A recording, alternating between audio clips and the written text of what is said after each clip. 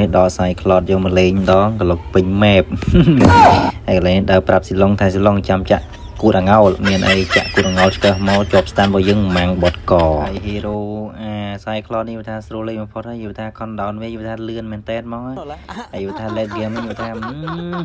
ទីចេញមិនឈប់ទេនិយាយមែនវាថាខាង enemy ឈឺក្បាលតិចហើយមានអីកន្លែងនេះចូលមក clean minion ធម្មតាអញ្ចឹងណា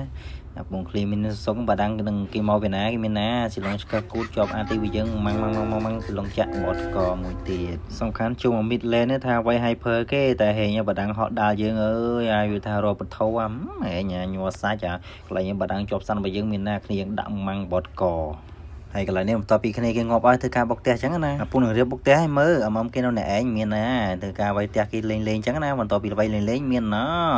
ចនស៊ុនយើងបោកឡានដេញបុកតែម្ដងចនស៊ុនកន្លែងនេះកាយបងអង្គគេម៉ាំងងាប់លេងបតកនៅក្នុងត្រែបងកុំចេះហ៊ានសំខាន់កន្លែងនេះបាដាំងឲ្យ hyper គេដេញវាយយើងអញ្ចឹងណាកន្លែងនេះដេញវាយយើងស៊ីមានបានណាបើមុនយើងនៅក្បែរហ្នឹងមានណាបោកអត់ទីគវីវិលប្រហែល20ជុំ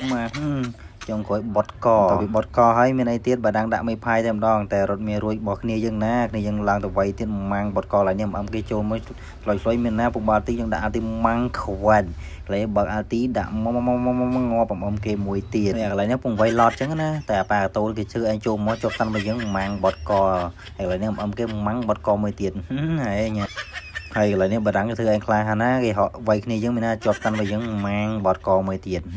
ហើយមានអីទៀតប៉ាកតូចូលមកលុតចុះឡើងម៉ាំងបតកមួយទៀតអំគេម៉ាំងបតកមួយទៀតនិយាយថាចូលមកម៉ាំងបតកមកនិយាយថាខាងគេចូលមកគ្មានរស់ទេកន្លែងណាក៏ម៉ាំងបតកឯនេះគេធ្វើការrecord ឌឺគេសបាយចំយ៉ាខាងឌឺគេហ្នឹងអែមស្រែមឲ្យហ្គេមហ្នឹងក៏ឈ្នះតែប៉ុណ្ណឹងចឹងណា